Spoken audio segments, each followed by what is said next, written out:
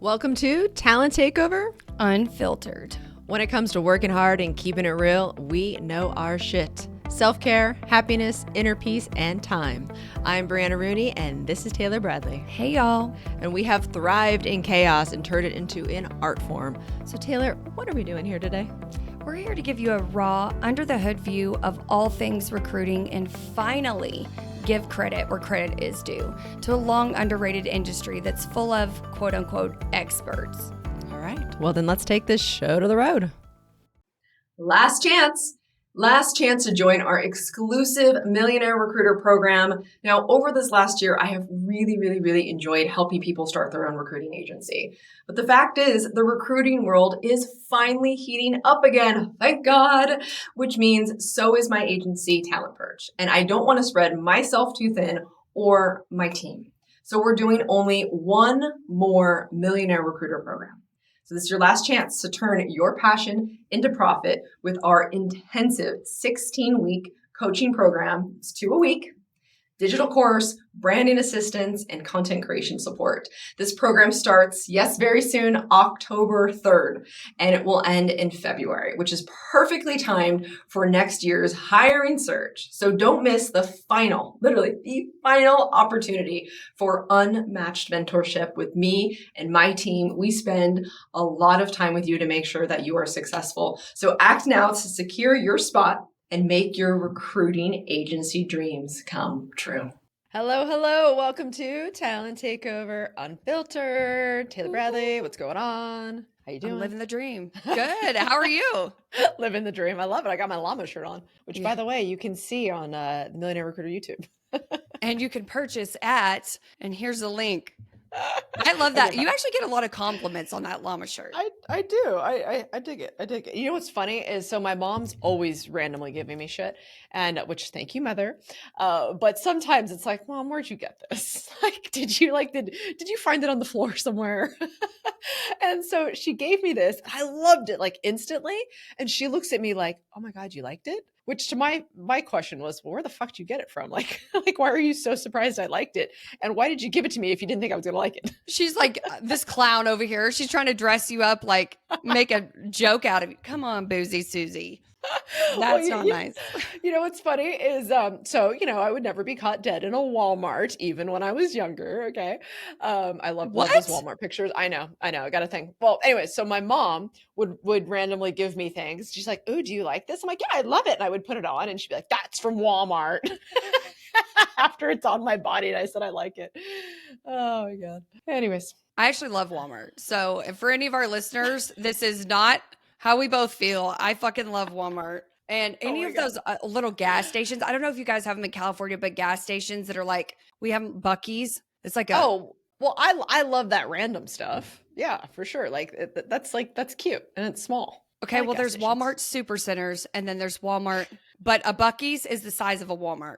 When you come to Texas again, we're taking you to Buc-ee's because they've got like beef jerky, they've got Dippin' Dots. The kids go nuts in there. No, I mean, they've got like a little beaver is their mascot. Oh my gosh, it's the biggest deal in Texas. I know Jessica, our producer's behind the scenes, like, yep. People come into town to go to Buc-ee's. It's crazy. I'm having that moment where I'm like, when I want to live in California, I want to get the hell out of California. Maybe I want to stay in California. No, you're going to want to move to Buc-ee's once you see one. You're not even going to want to move to Texas. You're going to want to live in the Buc-ee's. The bathroom's pristine.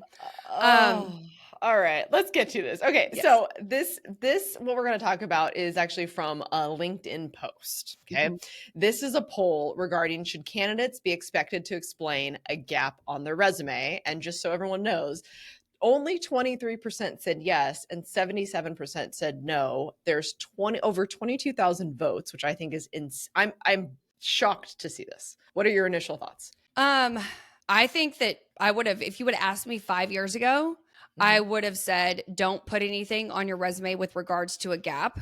But you and I both know, like, we have somebody internally, we hired an amazing employee who had a gap because she was a stay-at-home mom. She worked, then was a stay-at-home mom raising babies, and then went back and entered the workforce. And we actually loved it that she put that on her resume and like explained what she was doing at home. Yeah, like it didn't. I actually support that. And I had somebody, as I started to tell you, I had somebody that was just last week reached out to me and was at home, had been at home for a couple years. It was a male, and he had been home a couple years taking care of his special needs son. And so he was like, should I put that on there or should I not? And I mean, I thought it was great because he kind of gave me an overview of what he'd been doing to care for his son and what his days involved. And first of all, I was like, wow, I can't even, harder than any job I could ever even imagine anyone having, like hats off to you. Just like how we talk about stay-at-home moms, that's a job. That's hard as shit. Like, don't discredit those jobs. It's way harder. It's way harder than a real job. Yeah, exactly. And so what he had been doing was commendable. And, I also think it was telling of his character. And so I was like, yeah, absolutely put that on there. Because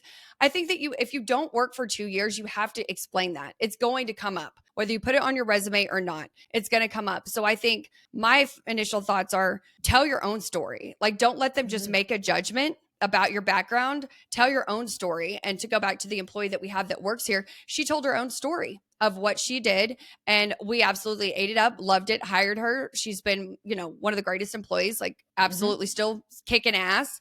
And so I think it just like, I would want to tell my own story. So I would want to put that on there, that this is what I was doing. And if it's like, if you were searching for a job, which I know, so many people are, and I have gotten this question before, it was just very unique to that situation, but I've gotten this question several times before in this last year. And, I always tell people like, yeah, what have you been doing while searching for your job? Because very few people, especially if they're reaching out to me to ask me, like, hey, what should I do? Should I put this on here? Do you know anybody that's hiring? Whatever. I don't think they're sitting on there like twiddling their thumbs, like sitting on their ass. Like they're trying to do something. They're trying to find a job. So what have you been doing since then? So what I think what the post is about is that can a recruiter ask you about what you've been up to? And first of all, yes, like of course we need to ask, and also it's a conversation starter, but like to go to your point is it's like just put it on there so it's not weird. So we don't have to be like, hey, what have you been doing for the last 2 years? Like even if you've been traveling or now you get to spend more time with your kids and like you said, even if it's been a really hard time finding a job, even if that's exactly the reason why you like what's been going on, spin it though in your own, what fun have you had? What maybe things have you learned? But someone on here, and I'm sorry, I'm getting really like fired up right now because people are the whole post, first of all, should have nothing negative about recruiters, but it's all negative about recruiters, and it's like, okay, whatever. But, what I'm getting at is that like, look, like there's so many cool things you could do, but in this post, they're like, how are you supposed to acquire skills when you're unemployed? What do you mean? Read. YouTube. Go to the library. It's like, what? That's a joke. In today's world, to say that you have to have like money to learn something new, that's a fucking joke. That is a joke. It's at our fingertips. And I mean, like, yeah, you could like really go the extreme way and say, well, and I don't have any internet, and go to the library. That's free. You can't even say you don't have, everywhere has internet. Like go to Starbucks, they'll let you work there for free. Yeah, but you could say the extreme, like they don't have a device, they don't have a phone. You know what I mean? I'm talking extreme situations that even in extreme situations, there's no excuse. Yeah, I mean, I feel like in extreme situation, I mean, I see the homeless guy has a cell phone. You know what I mean? Like everybody's got a cell phone. So I really don't, I don't think there's newspapers, like there's something to read. There's something to learn. I think that's an excuse. It's a cop out. Yeah, it is. But to go back to what you were saying about, people are just like going in on recruiters. My initial thoughts when you said that is like, where do they think that these recruiters are getting these questions from? Like we're asking questions that are important to the company. Yep. Amen. A lot of times they are direct questions from the hiring manager, exactly. Or we already know the hiring manager is going to ask us, so we better not show up without an answer. Exactly. Like 100%.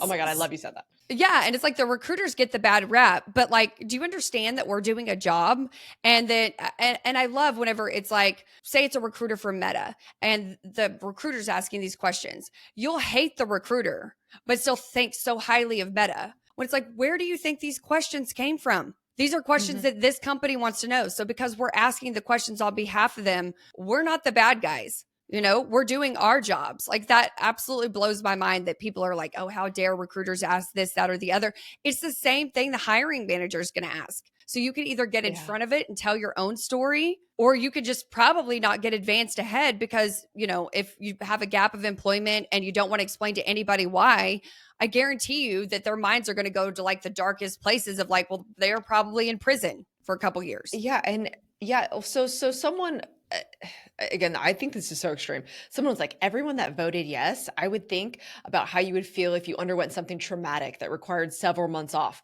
Like, they're completely, in my opinion, missing the point. Like, the point is just something, personal situation. Like, you could just put that. And if you don't want to talk about it, totally get it. Like, you don't need to talk about it. But you can't just be like, and you can also say I was traveling the globe. But also in this other thing is someone goes, what, a recruiter should actually read a profile and a resume? And I'm like, wait, what does this have to do with the actual question? The question is, should job candidates be expected to explain what they're doing during each employment gap? Like, how did it get so far away from the actual question? And now it's going to if recruiters reading resumes or not. Yeah. I mean, I think mind-boggling. That's like a whole nother subject that we haven't touched on, which I'm surprised is the amount of shit that people talk about recruiters and the hate that recruiters get. The one that we had with Aaron, and I cannot remember that title. Shoot. We'll reference it in the YouTube so people can go back to it. He definitely gets into it a lot. And I think actually he got into it a lot more before we were recording. I wish that we had that recording. But yeah, the shit people talk about recruiters when guess what? Hiring is the most important function any company everywhere has to do. And guess who doesn't? Well, and what I always think about too is as a recruiter myself, I've had bad experiences with recruiters. We've had bad experience with everybody though. But we don't hate them. Right, yeah. Exactly. And so that's why it's like so crazy to me is why do recruiters get this just hate? Like you don't see somebody who's puts up a post about a customer service rep and then everybody's just like, fuck customer, just going in on them. You know what I mean? No. And it's like recruiters always get it. And I've had bad experiences with recruiters. I've had bad experiences with customer service reps on behalf of like every position. I guarantee you've had some bad person that you've worked with, but that is not a representation of everybody that does that job. Yeah. Talk about bias. We are trying to be like, oh, we need to put away your bias. Yeah. Okay. Who's going to do that? All right. I don't want to totally steer away from this because you're right. I think this should be an episode and I'm wondering if we want to rock this one with ourselves or if we want to bring on a guest, but maybe a guest would just rile us up too much. Oh, well, we would love that. We'd love to get riled up. Okay, I'm writing that down so I can make sure that we reference it. But going back to like, should you explain it? Our thoughts are you should, and that you should put something on there. And the amount of detail that you want to put is completely dependent up to you. Totally. Like we said, the person that we have was a stay-at-home mom. I'm thinking back when I even think she listed out like CEO of Casa de Buyers. Yeah. The last name, I freaking loved it. I loved everything about it. And we poached her. I came across her LinkedIn profile because I loved it so much. And I saw that she was already employed and I saw she hadn't been employed that long. Mm-hmm. And I was still like, hey, like, I know you kind of just started at, your company, but I freaking loved how you like put how your stay-at-home mom, how hard that was. Cause it is. Yeah. Yeah. And I think even if I've seen stay-at-home mom, I've seen travel, like you said, I've seen stay-at-home or taking care of elderly parents, like I've seen a million different things. And not once, I can truly say not once was I ever like, that's not a good look. If they just had a gap for 2 years with no explanation, I do question that. I'm like, okay, well, this says it ended in 2018. I don't see that they started working again till 2021. Like, I wonder what they were doing in that time frame. I'm going to ask you because I'm going to get asked. Yeah. Anybody's going to ask that question. So I think that's what the LinkedIn poll, like, just listen to this podcast. You don't even need to worry about the results of that poll. You need to put something because you're going to get asked the question. It doesn't fucking matter if you put it on your resume or not. So I would get in front of it, spin it the way I want to and put it on my resume because you're going to get asked. You get to have your own narrative and it's like the elephant in the room, Yeah. And also on the other side, like as recruiters, do we want to dig into your personal life? No, we don't. No. All we really care is like, hey, how can you be great for this job? And now here's the thing. If you have multiple gaps, then of course to us, it's now a pattern. So now Mhm. we need to figure that out. So, like after COVID, for example, like there's been so many like of us being like, oh God, so much more empathy has been going into these gaps, right? So like I had someone recently who, was only somewhere for 9 months and then only somewhere for less than a year. And like, yeah, like now is this a coincidence? Is this on you or is this on the environment that we're in right now? And so I had asked that question, and naturally it was the environment that we're in right now. Like, unfortunately, that person picked two bad companies in a row, and so they're a little more hesitant to join, which I actually think is a good thing for me to say. So, like, Mhm. to on the client side, I'm going to say, hey, look, this person made two bad choices. They're really hesitant to make a move, but it's just not a good fit. They've had layoffs. Now this person really wants to find their home. They want to find somewhere they can be for 5 years, and so like as the recruiter, that's exactly what I'm telling the hiring manager. Like, we can go to bat for you if you let us. Ooh, okay. So that I have a question for you then. Yeah. So you just got me thinking of this. Like, okay, so it's one thing to have a gap on your resume, but like you were talking about in COVID, a lot of people were impacted and a lot of people were doing what they had to do to get by. And so Yeah. say somebody has like steady work history for 10 years, COVID happens, and then they're taking roles, maybe got laid off 3 different times during COVID. I've seen people do it 2 different ways. I've seen people not put anything, and then I've seen on resumes people put laid off. Yeah. Like due to what would you recommend that people put on their resume? I would say laid off, actually. Yeah, Yeah, like I agree. impacted by the layoffs. And actually, I like the people who say, X amount of force was laid off. Like, hey, Mhm. laid off this team. 40% was laid off, or, Yeah. or like whatever it is. Yeah, you do. And then here's another thing too, is that, and it's not a perfect science, but yeah, if you're the last one in, you're probably the first one out, and Yeah. that's what companies try to do, right? Like, they have to take care of the people who have been with them for a long time. So sometimes it really has nothing to do with whether or not they're a good employee. Yeah, absolutely. And I think that there's certain scenarios where, like, I know we've talked about it in past episodes about terminating and being fired and saying that you're fired, but I think in Yeah. certain situations like that, like you just need to put on there laid off. People get it. And like what we're seeing with all the tech layoffs and stuff, Mm. people get it. And so and everybody's going to remember those times. Everybody remembers how tough things were in 2008, and that was how many Yeah. years ago. Like people are going to remember those times. So I think it just is like a general rule of thumb. And I think this like leads us nicely into our broke to boss tip. I think transparency is key with regards to your job history. That is my belief. I believe that we live in a day and age where, work-life balance and things like that are so much more accepted, traveling the world, wanting to see the world, things like that. Yes. So I think it's okay to put that on your resume. And I think it actually does you a disservice if you don't and you leave your work history open to interpretation. So be Right. transparent. Exactly. Their own narrative. Yeah. Hmm. Control your narrative, be transparent, and don't leave your work history open to interpretation. Something that I was just thinking about that I wrote down is that even if you're traveling, do you know how many transferable skills you've now gotten from just traveling and Yeah. understanding different cultures and understanding different ways of life? Like I actually so when I was in Spain, I started a little note section that just takes all the different countries I've been, and I take what do they do really well, including our own. So I Mm, started, the United States does this well, Spain does this really well. So a funny example, and Lincoln was making fun of me, but they do waste management really well. They have these mm, giant, beautiful, great trash cans all over the place. Therefore, there's no trash. It's like, duh, yeah. that makes sense, America. Why are we not doing this? So, but it was just interesting, like just the things you learn from traveling and what you And can bring, to the workforce. and put that on your resume. I think that's really cool. I think you and I would share Right? that with each other. If we Yeah. saw a resume where somebody had traveled to different countries and put, here's what I learned from each one, we would probably try to poach that Yes. person. We would love that. So Uh, yes, exactly. Exactly.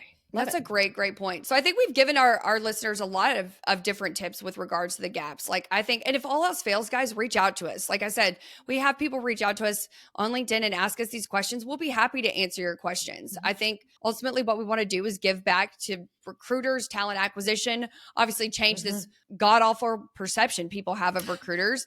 But we specifically, we're here to help. And if there's anything that we could do for our listeners, we appreciate you guys listening to us. So yeah, we want to give back. Reach out to us. If you have any questions about your resume or gaps or how you should spin something, we're here for you. But just Yeah. rule of thumb, broke to boss tip. I think transparency is key as much as you possibly can. And I think there's always a way, like truly, unless it is you spent time in prison, I definitely think there's always a way we can spin whatever the gap is into a positive. So I'm laughing over here because I'm thinking about the spin doctor episode that we want to do. And Yeah. I'm like, give me a time that like I was in prison for like money laundering or something, and I'll tell you how I'll spin it. Oh my God. And then try to tell us who would hire you too. Okay. I know exactly. Oh my God, love it. All right, another great episode. Thank you all. Remember, you can watch us on on our YouTube channel, The Millionaire Recruiter. So we are loving when you review us. So don't forget, Yes. show some love. All right, see you next Yes. week. Thanks, y'all.